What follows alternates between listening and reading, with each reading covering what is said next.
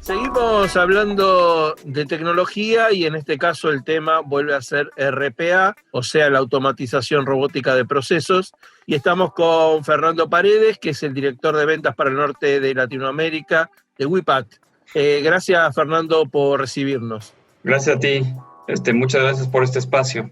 Fernando, cuéntanos un poquito de qué es WIPAT, un poco la historia de la empresa y cuál es el foco de su negocio. UiPath es ahorita el líder en el mercado de hiperautomatización. UiPath empezó con RPA hace ya como 5 o 6 años más o menos. Yo llegué hace un año y medio a la compañía y rápidamente se posicionó en el número 1 en el mercado de RPA. Recientemente UiPath hizo una expansión y hicimos una transformación de la compañía, de una compañía enfocada a herramientas de RPA a una compañía de plataforma de hiperautomatización, donde está RPA en el centro para que todo funcione, pero es una compañía de hiperautomatización.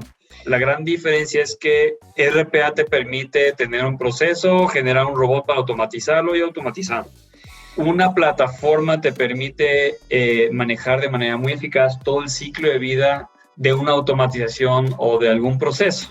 Ese ciclo de vida incluye cosas como descubrir un proceso y eso implica entender el proceso, entender los costos de tener el proceso de forma manual y los beneficios de automatizarlo. Toda la parte de construir esas automatizaciones y hay diferentes formas en que puedes construirlo. Lo puede construir alguien sumamente técnico, lo puede construir alguien que no es nada técnico. Después está obviamente correr el proceso y ese proceso puede ser un asistente que yo tengo en mi computadora que me ayuda con mis tareas del día a día. No sonará como mucho cuando dices que me está ahorrando 1 hora de mi día, pero si tú le dices a una empresa con 10,000 empleados que le puedo ahorrar 1 hora diaria a cada uno de esos 10,000 empleados, suma bastante productividad recuperada. Entonces puede ser eso, un robot de back office haciendo tareas 7x24 con habilidades de inteligencia artificial y cognitivas para que el robot pueda tomar ciertas decisiones. Necesitas tener también una forma de involucrar, de que interactúen los procesos con los seres humanos sin que sea un robot con el ser humano y una forma de que puedas medir todo esto, no desde el punto de vista de, pues el robot hizo 100 tareas y estuvo trabajando 20 horas y hizo de esas 100, 80 bien y 20 mal, etcétera, sino que puedas medir esas horas de robot, qué impacto al negocio tuvieron, esas horas que me ahorró como empleado en mi productividad, cómo reditúa en beneficios para el negocio que sean medibles con KPIs reales, ¿no? ¿Cuántos dólares nos ahorramos o evitamos por eliminar este riesgo? ¿Cuántas horas de productividad que se traducen en satisfacción de clientes, por ejemplo, recuperamos y obtuvimos, etcétera? Eso es una plataforma de hiperautomatización. Y hoy UiPath está posicionado como un líder en ese tipo de cosas, pues reconocido por todo el mundo, estamos en el cuadrante de Gartner. Y nuestra apuesta a llevar la automatización a todo mundo es nuestro foco y estrategia. Cuéntanos un poco cómo es la aplicación de RPA. Es decir, aplicar un RPA no es algo automático, requiere seguramente algún tipo de consultoría o algún tipo de expertise, ya sea que seas experto o no. ¿Cómo es eso? Eso es importante. Justamente dentro de nuestra plataforma la dividimos por fases en el ciclo de vida de automatizaciones y lo que acabas de mencionar cabe muy bien dentro de lo que llamamos el descubrimiento de las oportunidades. Y hay múltiples formas de hacerlo. O más bien hay 2 formas principales de hacerlo. Totalmente in-house, que una empresa desarrolle su talento interno para llevar a cabo el discovery. Y implica salir, descubrir los procesos, pero también tienes que comprenderlos. Y hay herramientas que tenemos que ayudan a comprender el proceso. Y comprenderlo es cuánto tiempo le está quitando a un ser humano, qué tan repetitivo es, qué tan automatizable es, qué tan basado en reglas, ciertas cosas, ¿no? Eso es comprender el proceso. Entonces, una empresa puede desarrollar el talento interno para hacer este trabajo. Les va a tomar más tiempo, pero van a ser autosuficientes, ¿no? Pero repito, les toma más tiempo. Y estoy hablando más tiempo, puede ser de varios meses a años, hacerlo bien. Para eso, UiPath ofrece tanto ayuda y acompañamiento con los clientes, que la mayor parte de esto es sin costo. Ofrece también todo el entrenamiento que requieran los analistas y los líderes del centro de excelencia, que es como se le llama, un centro de excelencia de RPA. Y la otra forma es a través de consultoría con nuestros partners. Y tenemos partners de todo tipo, desde chiquitos, boutique, que tienen una cartera de clientes pequeñita, pero que se enfocan totalmente con ellos. Y nuestros partners gigantescos, ¿no? Pricewaterhouse, EY, Deloitte, etcétera. Y ellos tienen diferentes formas de dar el servicio, pero justamente una de esas es entrar en un trabajo de descubrimiento intensivo donde involucran diferentes áreas operativas de los clientes y descubren esas oportunidades de automatización. Aquí la ventaja es que el tiempo a resultados es mucho más corto que si lo hacen in-house, pero requiere una inversión inicial más fuerte, obviamente, ¿no? Claro, lógicamente. Sí. Cuando van a transformación digital, la mayoría de las empresas les interesa tener mayores resultados en menor tiempo. Entonces, esas inversiones casi siempre son perfectamente justificadas. Cuando el consultor entra a la organización o dentro mismo de la organización, va también yendo por áreas, me imagino, y esos descubrimientos que se van haciendo por áreas. ¿En qué áreas el impacto del RPA dentro de las organizaciones es más fuerte o hay más proclividad a encontrar eficiencias a partir del RPA? En todas las áreas es muy fuerte. Lo que pasa es que donde es más obvio y es donde casi todo el mundo inicia es en áreas de finanzas. Bien. Y es obvio porque todo el mundo sabe que finanzas se tarda en todo. A pagar facturas, a generar órdenes de compra, a hacer la conciliación bancaria. Cuando hay una auditoría, ahí es donde se para todo porque está regado por todos lados. Es el área obvia para todo el mundo. Entonces, la mayoría de las empresas que empiezan con el RPA empiezan por finanzas. Pero también es donde se paran todas las empresas. Y aquí es donde viene la siguiente fase, donde hablamos de hiperautomatización. Aunque finanzas es el más obvio, y tú ves a la mayoría de los clientes que tienen un puñado de procesos. Cuando hablamos de un puñado son 10, 15 o 20 procesos automatizados de finanzas. Cada uno de esos procesos tuvo un impacto gigantesco por sí solo. Y ahí es donde se empiezan a como que estancar en su viaje o en su aventura de automatización. Ya no hablamos de RPA, hablamos de automatización. Dicen, bueno, está muy bien, y tratan de encontrar oportunidades similares en otras áreas operativas de la empresa. No los van a encontrar. Y no quiere decir que no haya beneficios, lo que pasa es que no hay un proceso que traiga ese nivel de beneficio. Pero puedes encontrar un proceso que es, por sí solo tiene menos beneficio, pero ese mismo proceso lo hacen 100 personas. Y lo hacen a nivel personal. Y es cuando empiezas a encontrar y entramos en el área de hiperautomatización, hablando de automatización a nivel personal, el robot para cada persona, que es la visión de UiPath, donde justamente encuentras esos casos donde le estás ahorrando a 1,000 empleados, a 300 empleados o a 100 empleados 1 hora diaria de trabajo. Muchas veces encuentras tareitas donde una persona llega todos los lunes, prepara un reporte que requiere director de ventas, y ese reporte le va a ayudar a ese director a tomar decisiones estratégicas para la empresa ese día. Y este pobre hombre o esta pobre muchacha se tarda 2 horas en hacer el reporte porque tiene que jalar información de múltiples lugares y bajarlo a un Excel y formatearlo y mandarlo. Un robot podría hacerlo en 15 minutos. Aparte de que el reporte siempre va a estar listo en el escritorio de ese director, no le estás quitando 2 horas de trabajo a una persona que le hace ese reporte. Y así puedes encontrar cientos de casos de uso en las empresas. Entonces, regresando a la pregunta, casi siempre llegan con finanzas, pero fácilmente puedes brincar a operaciones, atención a clientes, tiene un impacto enorme. No tiene un impacto estoy ahorrando dinero aquí, pero si tú tienes a tus clientes contentos con una respuesta rápida, certera, que no sufran.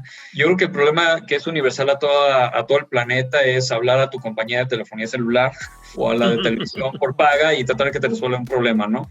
Te piden tu número de cliente 5 veces. Si tú puedes evitar ese tipo de cosas y reduces el tiempo de resolución de 1 hora a 15 minutos con robots, son clientes que van a recomendar a alguien más, van a comprarte más, reditúa.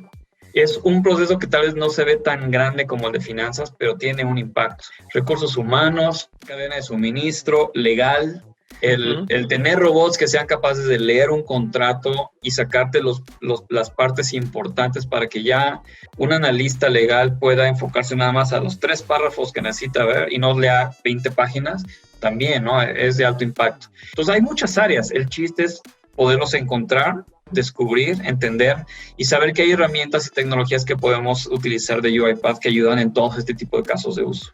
Por último, te quería preguntar si tenían algún caso de éxito en algún vertical específico en donde esto se haya transformado en porcentaje de ahorro de tiempos o una gran rapidez en cuanto al retorno de la inversión, que a partir de ese retorno de la inversión lo demás es obviamente ganancia.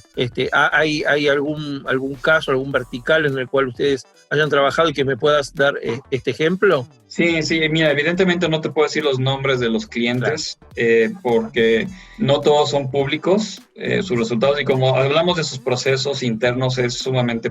sensible, sí. Sensible, sí, esa es la palabra. Dentro de mi territorio hay muchas empresas de energía, hay una en particular que es cliente nuestro, está en el sector de energéticos y lleva aproximadamente, está por cumplir 3 años con UiPath.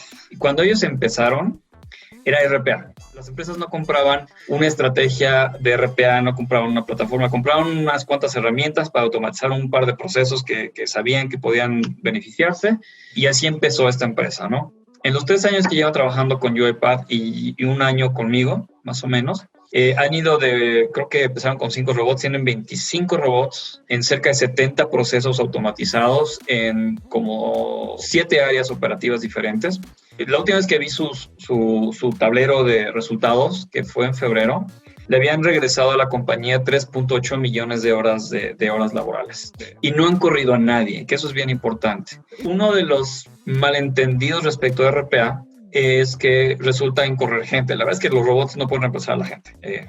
El cerebro humano es muy bueno para ser creativo, tomar decisiones y usar su experiencia para esas decisiones. Un robot no tiene eso. Lo que hace el robot es quitarle al humano esas tareas repetitivas que son aburridas, no son estimulantes y por lo tanto hacen que la vida del pobre empleado sea miserable. Todos tenemos ese tipo de actividades y liberan al humano para que use su cerebro para lo que fue diseñado, ¿no? Creatividad, decisiones, en fin. Este grupo, el equipo del Centro de Excelencia le regresó a la empresa 3.8 millones de horas en este periodo, son las acumuladas. Y cada año crecen al ritmo de un 20-25% de horas regresadas, con un crecimiento como del 5 o 10% en robots.